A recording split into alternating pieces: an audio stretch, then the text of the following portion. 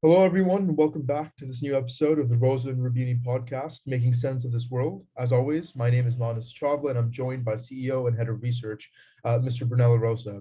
We're continuing our discussion this week regarding the panic in financial markets, but focusing this week specifically on how central banks are responding to this distress. Brunello, it seems to have been the worst start to a financial year since 1939, and it seems like we're entering a bear market. There's a lot of reasons behind this. Briefly, could you outline some of them, please? Yeah, as you said, this has been a particularly painful beginning of the year for financial markets. The S&P has entered in bear market territory, so effectively a fall of 20% from the recent peak. And as you said, it's one of the worst beginnings of the year for decades. Effectively, what market participants fear is that the series of rate hikes that most central banks in the world seem willing to do to control inflation might end up in a severe downturn, a recession. And to some extent, central banks are starting to admitting that potentially they are unable to ensure a soft landing of the economy. So in this difficult path that the central bank needs to follow, which is taming inflation without causing a downturn, they may err on one side of caution not to hurt the economy too much, but in that case, inflation will not be brought back under control. And if instead they err on the side of keeping inflation in check, that may result in an economic contraction. So effectively, market participants kind of realize it's a very hard job for central banks to pursue these two objectives at the same time. And now they start fearing that these will result in first, a contraction in economic activity at a global level, and there are several indicators pointing in that direction, and consequently, a further reduction in valuations in somehow overpriced to some extent risky asset prices such as equities, corporate bonds, and similarly. Right. And you also point out that, I mean, even though markets are feeling the effect of this quite painfully, the worst effects of this might be on the most fragile countries. Could you outline quite briefly sort of which of these countries are the most fragile and what the implications of that might be? Yeah, the point is that if you have a combination of lower risky asset prices, an economic deceleration, rising inflation fears, this combination of things may induce central banks to be less aggressive than otherwise. And to some extent, that could be good for some of the more fragile countries. But in any case, the reduction of liquidity that is coming and the increase in interest rates may be hurtful for countries with high, especially high indebtedness and low potential growth, because growth is what makes public debt sustainable. So we are kind of depicting the picture of countries such as Italy in the Eurozone, for example, a country that has suffered for many decades the low growth potential and unfortunately high indebtedness. So there are chapters in the markets that say, when the ECB will stop purchasing bonds, even if reinvestment remains in place, and additional, will start increasing interest rates. The combination of these two things might be particularly dangerous for countries such as Italy, but Italy is not the only one. In the Eurozone, you might have, of course, Greece, you might have other peripheral countries such as Spain, and in other areas of the world, of course, lots of emerging markets suffer from a similar combination: high indebtedness, low growth potential, and exposure to capital flows. And then, I want to sort of turn the discussion towards how central banks might respond to something like this. And obviously, the response will be different around the world. But you point out that the Fed might have to restart asset purchases again. And you compare this to a similar situation roughly around September 2019. Could you take me through what happened then and what sort of the logic behind this is for the Fed and how successful this might possibly be? Sure. So the point is, this is not the first time that the Fed is normalizing its balance sheet. So the Fed is normalizing its rates from the very low level they've been so far, but also its balance sheet, which has ballooned, of course, in the last few years to several $1 trillion, alongside with other central banks. It's not just the Fed. There's, of course, the ECB, there's the Bank of England, there's the Bank of Japan. All the major central banks have inflated their balance sheets massively.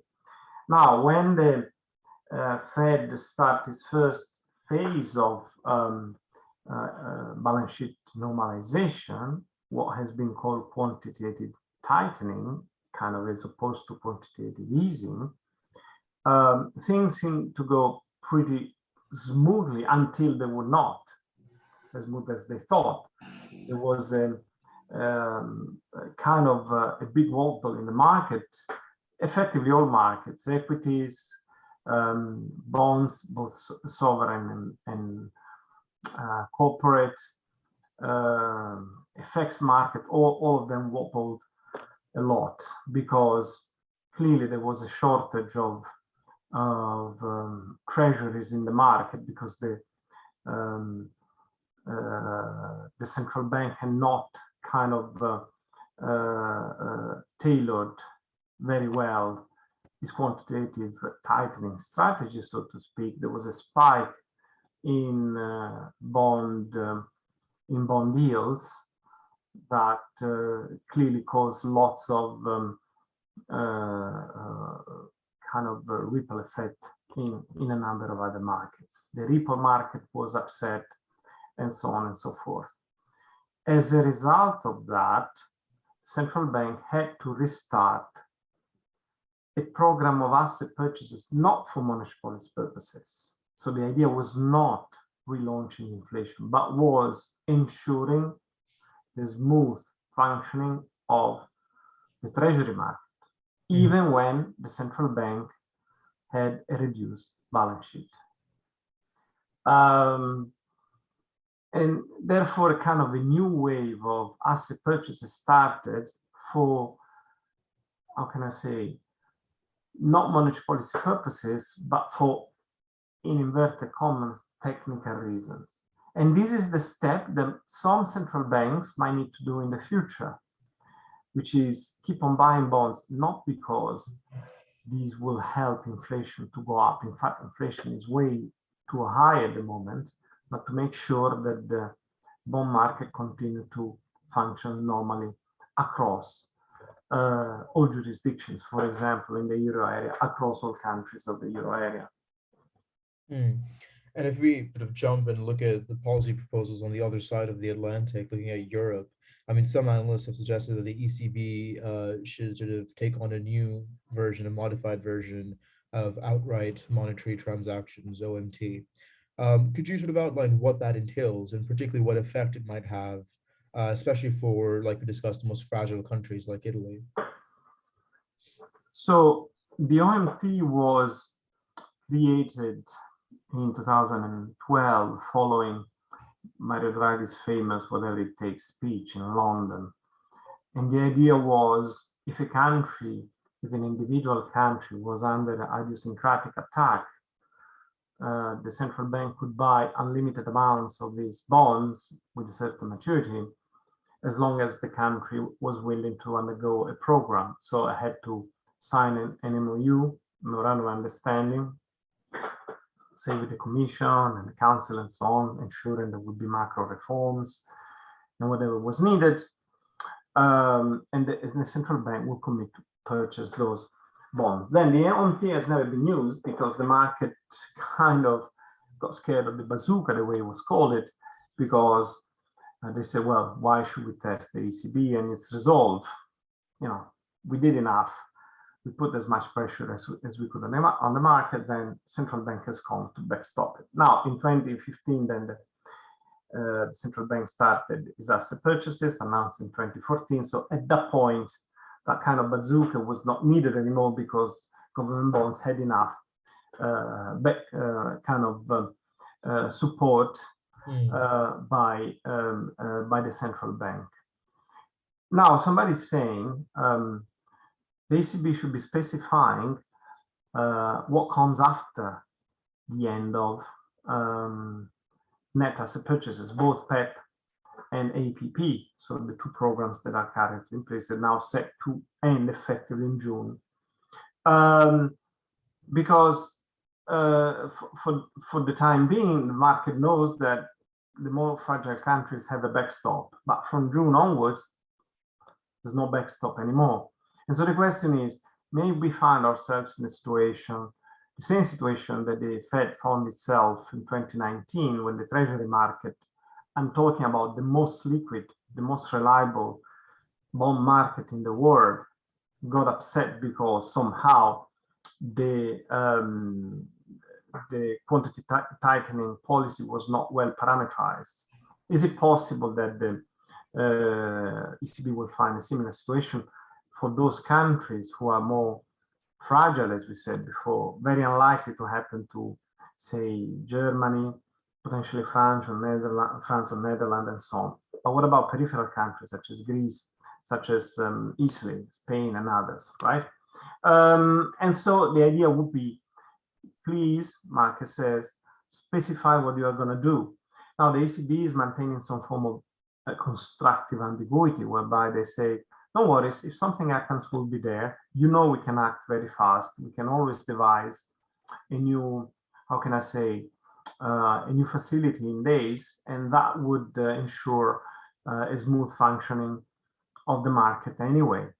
But my fear is that this kind of backward-looking, so to speak, approach by which you wait for the accident to happen before reacting might be a bit dangerous at a time in which markets are already so wobbly, governments are already under enormous pressure for the pandemic, for the war in Ukraine, the disruption in global supply chains, the difficulties in the recovery, and so on and so forth. So it's like adding an additional pressure that I don't think might be helpful. So all we are saying in today's column is the economy might be headed for a recession. Markets will still need to find somehow of their floor before they can finally start rising again. It can take a few more months. Central banks are withdrawing liquidity.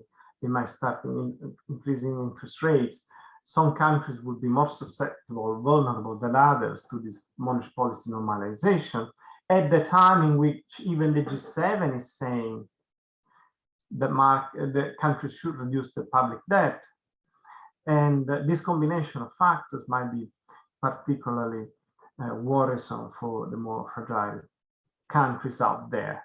And market accidents might happen sooner rather than later. So we wanted to warn market participants on the one hand, but of course also policymakers on the other hand, that these things have happened in the past, have happened in the most liquid markets in the world.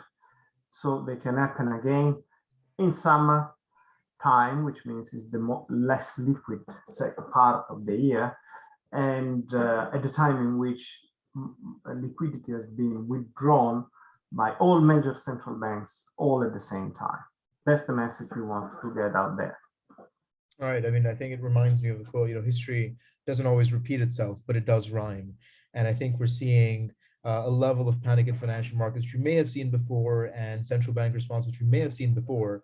But the logic of why it's happening is very different, and the sort of backdrop with the pandemic and the geopolitical situation in Ukraine, and certain economic factors like the high levels of indebtedness are very different, which makes it sort of all the more useful to have this conversation. So as always, thank you very much for your time and insight, Brunello.